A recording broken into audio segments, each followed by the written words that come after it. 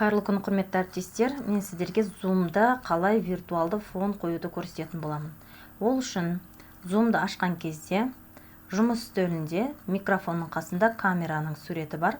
Оның жанында кішкене ғана галочка бар. Сол галочканы басамыз.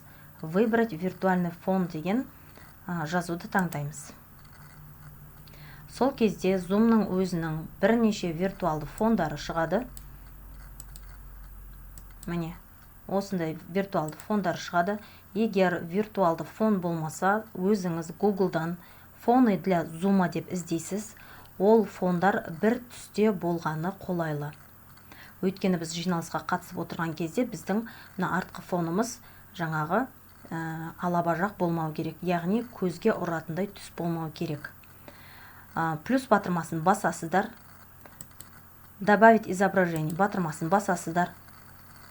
Өзіңізге арнайы дайындап қойған, міне, жұмыс үстеліне дайындап қойған суретіңізді үстінен басып, открыть деген батырманы басасыздар.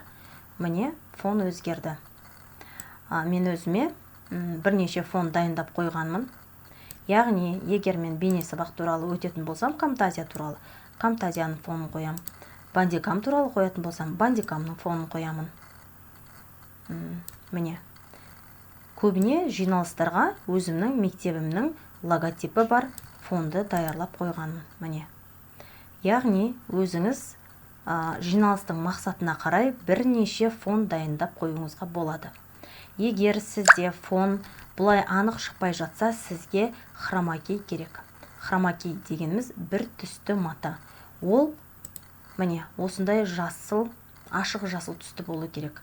Қазіргі менің жұмыс үстелімде осындай ашық жасыл түсті мата ілулі тұр. Сондықтан менің фондарым өте анық шығады. Міне, фондарды осылайынан ауыстыра берсек болады. Өздеріңізде жасап көріңіздер.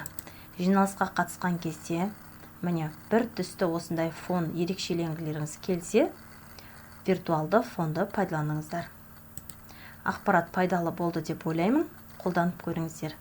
Назарларыңызға рахмет, сау болыңыздар.